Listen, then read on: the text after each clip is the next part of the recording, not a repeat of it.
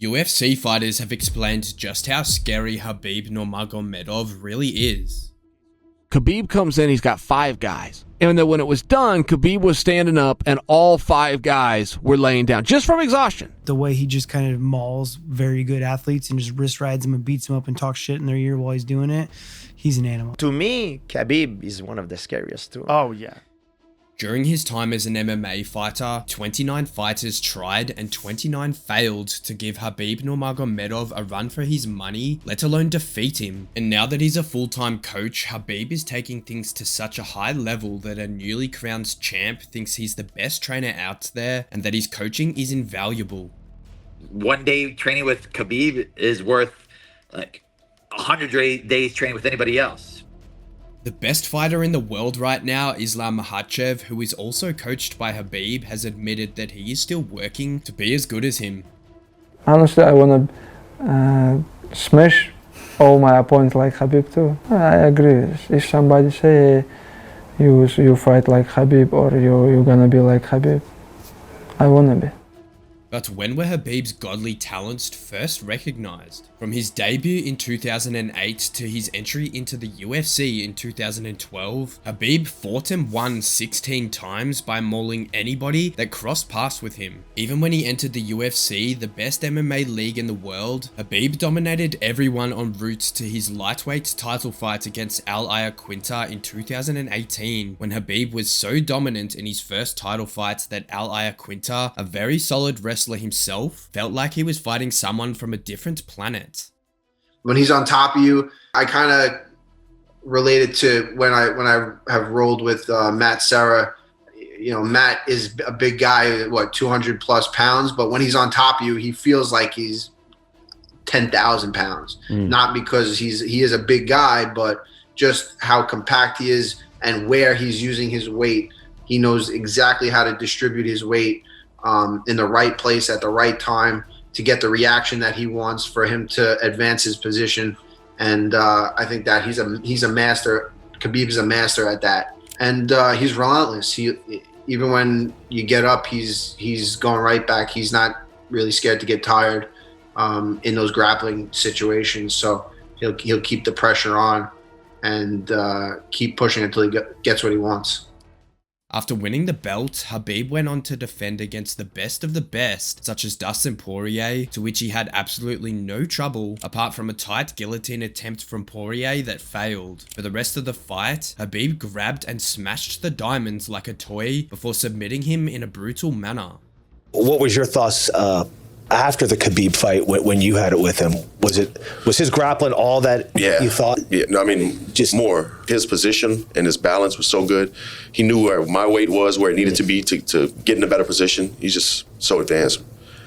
And his feet are like hands, like his foot sweeps and the way he breaks you down, it's good, man. He's good. And he just smothered me and kind of did what he does, and I couldn't stop it. Khabib next defended his title against an NCAA Division I wrestler in Justin Gaethje, who quickly found out that Dagestani wrestling was levels ahead of the rest of the guys he was facing. Who would you say the toughest opponent is that you ever faced? Khabib. When I fought Michael Chandler, when I fought Tony Ferguson, the morning I woke up, my heart rate was around between 33 and like 36. And the morning I woke up in Abu Dhabi, it was at 68. Gaethje has become such a big believer in Khabib following his loss that he feels nobody comes close to how great he is. Not even Islam Makhachev, who is slowly carving his path as the greatest lightweight of all time. I think he's great. I mean, I think he's going to be hard to beat. But he's not invincible. He knows that. I know that. The world knows it because he's been beat before. And I think that's the biggest difference. The wild thing about Khabib, according to Robert Whitaker, was that he always revealed his game plan before the fight, yet none of his opponents could find a way to stop him. I'm a huge fan of Khabib. I think he's phenomenal, honestly. And I think what he does is crazy. I think his skill set is amazing. I think his cardio and endurance is ridiculous. I think he's amazing. Huge fan. You know what I like about him more than anything is the fact that, one, he's a straight character. You know, I really admire and respect that. But 2, everybody knows what he's going to do. Every single person. And no one can stop him. I think that's phenomenal. And Khabib did in fact often predict his fights. I think it's gonna be tough night for him. This is my opinion because he have to be ready. I'm gonna wrestling with him all night, make him tired and make him tough. This is my plan. Nurmagomedov under the chin. There's the tap.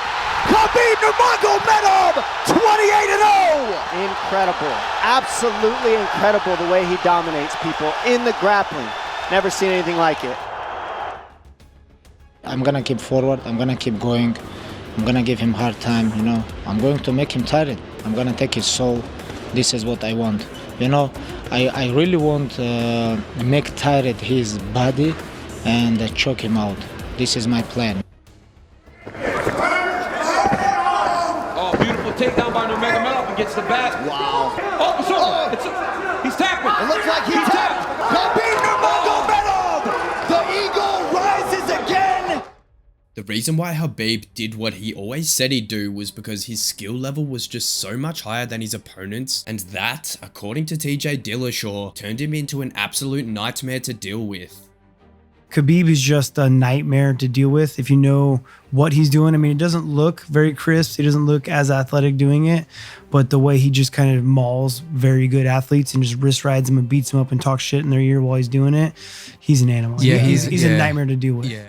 Thankfully for all UFC lightweights, the nightmare was over sooner than expected. Khabib retired after his title defense over Justin Gaethje in 2020 because his father and mentor Abdulmanap Nurmagomedov died just a few months before the fight, and he didn't want to continue fighting without him by his side. Had he continued, Daniel Cormier thinks he would have done nothing but continued to maul everyone who faced him. I believe Khabib Nurmagomedov is the most dominant fighter MMA has ever seen. Yeah. And I understand that there's been some great guys to this point, but nobody makes it look as easy as Khabib Nurmagomedov. I don't think we're ever going to see anything like him again. Undefeated. Who is it? Undisputed UFC light heavyweight champion of the world. The Eagle of Dagestan. Khabib Nurmagomedov. Because you say, 3 title defenses? Yeah. He could have had 20. Khabib left on his own terms, undefeated, undisputed, and it was getting worse. Prematurely. Bro, it was getting worse. What do you mean? He was starting to beat people worse as he stayed in the game. Since his retirement, Khabib has opened a Pandora box of opinions surrounding his GOAT status, as some believe he didn't defend his title enough to be considered the greatest of all time. Others, like George St. Pierre, don't care much about the GOAT debate, as GSP thinks GOAT or not, Khabib is the scariest dude on the planet. To me, Khabib is one of the scariest too. Oh yeah. Because he's beating you down. He's not only beating you down, he's breaking you mentally. And for me, that is worse than anything. For me, he's the scariest one, pound for pound. Khabib. Speaking of GOATs, Demetrius Johnson has always been a huge fan of Khabib, and at one point in his career, he even called the Eagle his dream matchup, despite being a flyweight. Why? Because DJ wanted to test himself against the absolute best. All respect to my man Khabib Nurmagomedov. I think I would like to fight him just because he's so good about what he does, and he doesn't care about what you bring to the table, and I like that aspect about him. Or even GSP, even John Jones. Those guys are considered amongst the greats in the world. But I think Khabib Nurmagomedov, he's one of the fighters now that gets me, like, when he's about to fight, like, I get up, but I'm like, oh yeah, the Eagle's coming to maul somebody. Those are bold words coming from someone with a dozen UFC title fight wins and 2 more in the one promotion. But that's the kind of fear Khabib inspires. I mean, even John Jones couldn't help but shower him with praise not too long ago. I love what Khabib represents. You know, we've had our differences in the past. I've made some quotes about him, but there's never really been a real beef. You know, I love the way he carries himself as a Muslim. I love the way he represents his country. I love the businessman that he is. He just seems like a stand-up guy. He gives back to others. He's a stand-up guy. He's an admirable man, and I appreciate his existence. John Jones isn't someone who's easily impressed, much like Jorge Masvidal, a fighter whose career took a rough turn thanks to what he calls crotch sniffers. While Masvidal has lost his fair share of decisions to wrestlers who simply laid and prayed, he admits Khabib is a different beast altogether, far more calculated and ruthless in his approach. People think it the wrong way when I say like crotch sniffers and things like that. They think I'm going against grapplers. No, I love grappling. I love wrestling. The reason I do MMA is because I love wrestling. But I like guys like Matt Hughes. You know, he should take you down and beat the piss out of you. That's what I love to see. You know, Mark Coleman, when there was headbutts, just mean guys are just trying to beat the piss out of you, break your will, take you down, and then when they get in the position, hurt you, you know? It's the reason why I like Khabib. Khabib takes people down, and he's punching them in the face, and he's trying to submit them, and he's talking shit to him at the time you're supposed to talk shit during the fight.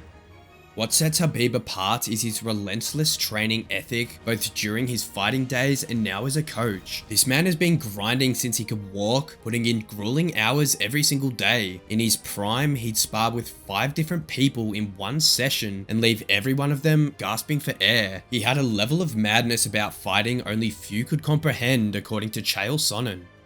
Khabib comes in, he's got 5 guys. What the workout is going to be is one by one, Khabib is going to work out with each guy until each guy gives up. My coach said the workout was 90 minutes. The first guy was the most talented guy, made it 20. 20 minutes in, the guy goes, I'm done. I have nothing left to offer you. Great. Khabib stays in. New guy comes in. Guy number 2 comes in for 15 minutes or so. Guy number 3 comes in for 15 minutes or so. Guy number 4. And then when it was done, Khabib was standing up and all 5 guys were laying down just from exhaustion. He didn't hurt them. It was a grappling workout. He didn't hurt these guys. He just put a pace on them. Now Chael Sonnen might have heard stories about Khabib's infamous training methods, but UFC welterweight champ Belal Muhammad lived it firsthand. Ahead of his UFC 304 title fight against Leon Edwards, Belal trained under Khabib's watchful eye and embraced the grueling Dagestani way of life. The result was a dominant victory that left no doubt about the effectiveness of Khabib's mentorship. I say, like, one day training with Khabib is worth like 100 days training with anybody else, because the knowledge, the just the energy that you get from them guys, it's like priceless. Dana White has seen it all in the fight game, but even he's in awe of how the Dagestanis train back home. According to the UFC CEO, these guys are on a different level. They are disciplined, relentless, and built from a different mold entirely. He's a freak athlete, man, and he's a badass dude. I always talk about, like, when we talk about the pussies that are in this country right now with what's going on and everything, you know, we talk about, you know, Khabib's crew could come in here and probably wipe out half this country on their own. These dudes are so tough and nasty and come from such a tough upbringing, like men. Whether you see him as the ultimate GOAT or not, one thing's for sure, Khabib's legacy is carved in gold. He may not top every list, but he'll be remembered forever as one of the greatest fighters and unquestionably the most dominant fighter to ever grace the sport. And if you ask Joe Rogan, that's not up for debate. He'll go out as, without a doubt, one of the greatest to ever do it. Yeah. One of the greatest pound to ever for pound. If not the best ever, he's definitely in the argument.